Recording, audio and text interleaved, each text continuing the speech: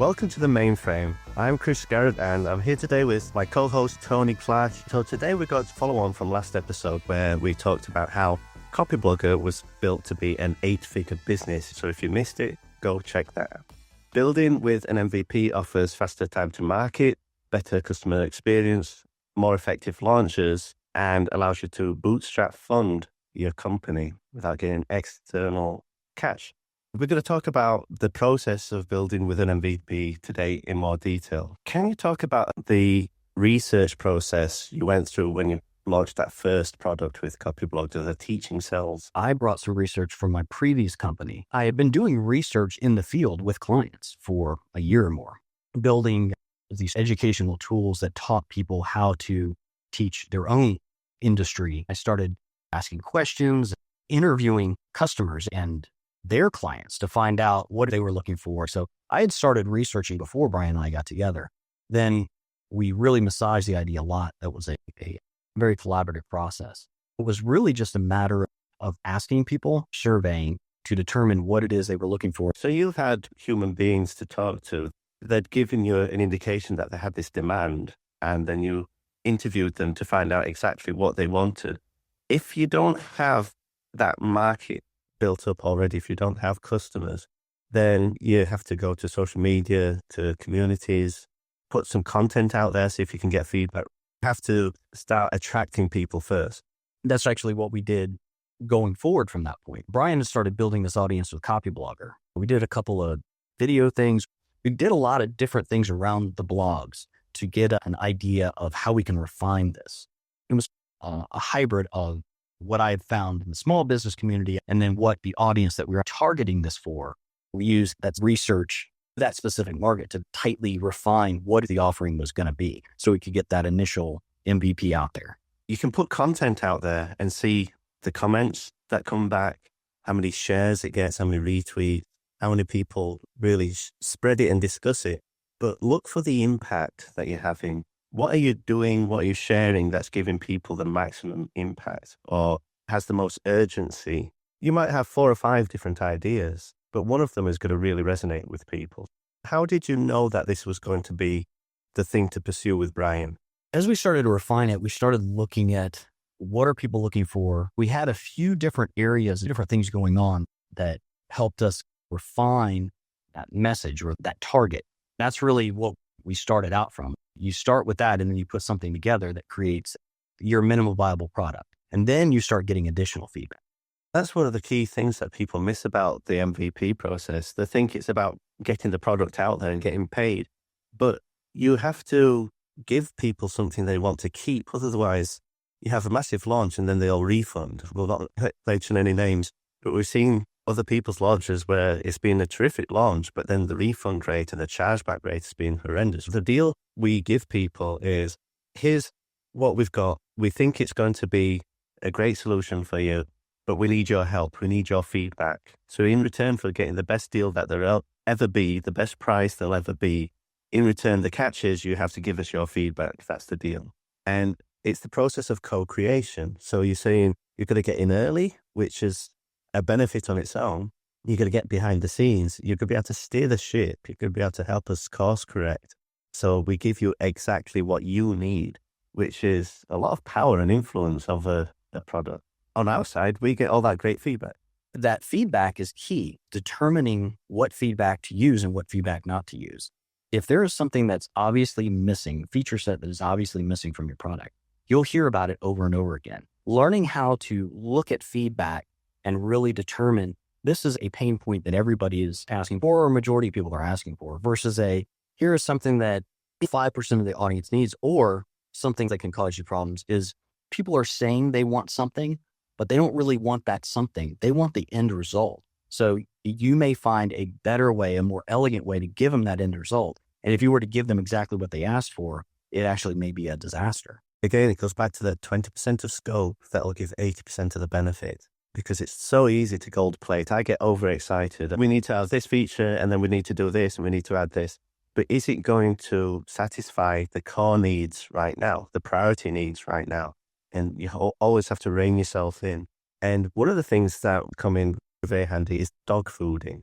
And it sounds horrible, but it's one of those phrases from software development that sticks around partly because it's horrible. And it means eating your own dog food. So we have colleagues who use the platform. We see firsthand how it works and how effective it is. And then we can put our feedback into the process. And that's given us a lot of insight that you wouldn't have just looking at it in the abstract. Exactly. A lot of times the creator's mindset is very different than the end user's mindset. And what this is trying to achieve is ultimately customer success. What is that success they're trying to achieve? Now, from a creator standpoint, there may be some really cool features or some cool things that you want in there, but it may not be what your users are really looking for. If you look at some of the research they've done on the top things that cause startups to fail, it's because somebody built a product that nobody wants, because they built a product and then tried to find an audience versus looking for the pain points, asking for those pain points, building a starting point for that, and then building off the actual usage to make it better as they go. If you're using the MVP process to build an education product, develop them from what you actually do and make sure it works in the real world, because real world education is always better than the abstract, generic, one size fits all education that works for nobody in particular. So if you can actually road test what you're doing, if you can actually use it, then you know it's going to work and you have the confidence, and that confidence does come across. It does. And once you've established that starting point I can build from, and then you get the feedback and you have all of this data that you've collected, if you're actually using your product and you start to see how you're doing something, you can write around that. We did that a lot. We would be doing something. We would be marketing using a technique and saying, this is great, but we also need to teach the people that we're selling this product to use this as well. That feedback loop where you yourself are part of that feedback loop as a user makes a big difference than the creator sitting on high, coming up with ideas about how to make my audience wow. And that's where you get fantastic testimonials, case studies, because all that feedback and that proof, you can reinforce your launch by saying, we had all these people go through, 80% of them got all the way through to the end. This is the feedback they gave us. These are the specifics of what they liked. You don't have to tell people what they didn't like necessarily.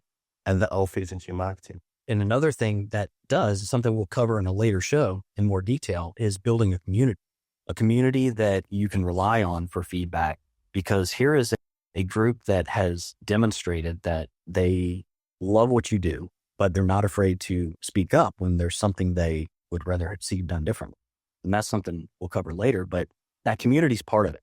And it starts out with that MVP. You start building your community, you start off with your audience, you build a core community of people that are using your products, and they become your champions to help you grow it as you go.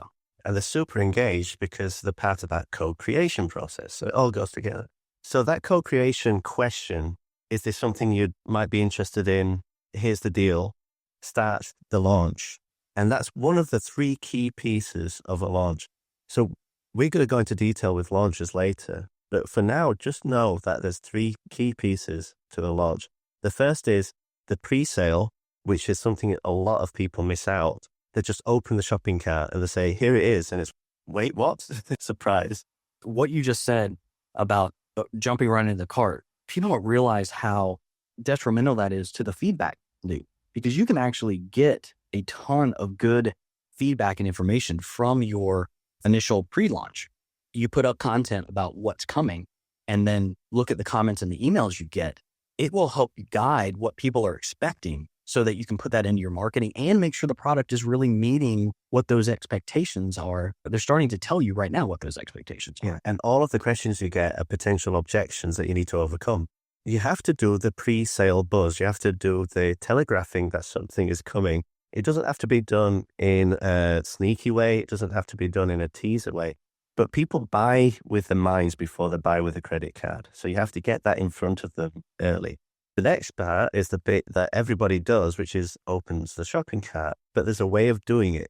You can say, okay, you can buy this thing now, or you can actually speak to the outcome and the benefit that it's going to bring for people. People don't want your product. And if you have a secret, they would rather have it on the back of a postcard than have to go through your entire course. So saying that it's 300 pages isn't going to speak to people. They want the outcome. They want to have that change, that solution. They want to fix the problem, or they want to achieve the goal. So don't just say, I've got this thing that's available. Tell them what it's going to do for people.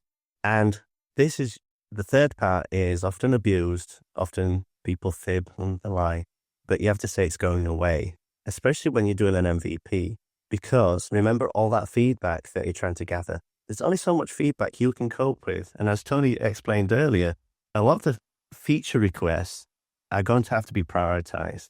So you need to close that shopping cart, and that will add urgency and scarcity, because when you say you're closing it, that gives people a deadline, and it means they have to make a decision. One of the things that you'll find with using that 3-point process is you're getting feedback at every step, and you're also building up a expectation and a reputation of, I'm able to deliver what I said I delivered, but I can only do it for a small group right now because you are the special group. You're the charter group, you're the pilot group. And that's not just BS. That's true, because this core group is really going to help refine the product as you go. You're being very honest about the fact that this is a special group. This is a group of people who get in on the ground floor and are able to help shape the product at a cheaper price.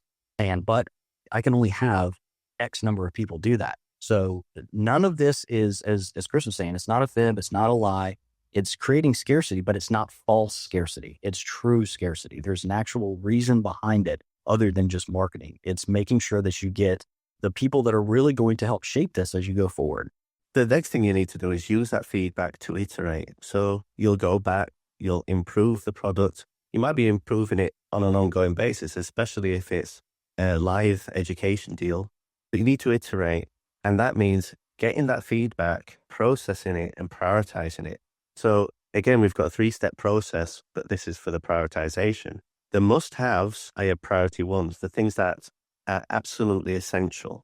Determining that can be tricky, but if something comes up a lot in the feedback, or if it's very strenuously put towards the feedback, if they're practically shouting it, it's a priority one. And through your dog fooding, you'll know if it's a priority one. Priority 2 is non-essential but significant benefit, and priority 3 is nice to haves. You absolutely have to get all your priority ones in, but set yourself a deadline. Set yourself a deadline for when you're going to open that shopping cart again, and make sure you get the priority ones based around that deadline, or set the deadline based on when you can get the priority ones done. You're going to define a time when you're going to get all this stuff done, because you have accountability to your community and your customers, and you need accountability so you don't procrastinate. Procrastination will absolutely kill this process. Knowing you're prioritizing helps make it less likely you're going to procrastinate, because remember, it's really just listening. It's about listening. And if something is important to your customers, it will keep coming up. It will not go away. And if it keeps coming up, it's something that needs to be prioritized high, and you can put it in to get it in that cycle of iteration before you release again. You can set your goals of when you're going to have that available. And this applies to all types of products, whether it's a software product, whether it's a design product, whether it's an information product. Any type of content or any type of creative thing can go through the same iteration process, because what you're doing is you're just really making things better based on the data you're receiving. It's all about putting something out there that's quality, but that's limited in scope, getting feedback on what that scope should be the next time, and then putting that in and delivering what you say you're going to deliver, and just keep doing that over and over again. Next time, we're going to talk about building effective sales funnels, and we'll talk about the sales process. What is the one thing you think people should take away from this today, Tony? I think the most important thing to remember is focus on that 20%, get that in the product, deliver something of quality, get the feedback from the people that are actually using it so they can co-create it, this initial group of people that will continue to grow to build your community, which we'll talk about in more detail. And it's not about just getting it something out there. It's about getting a high quality something out there that you can build on, both an audience and customers, and build a product on. Fantastic. Keep listening to The Mainframe, and we'll see you next time.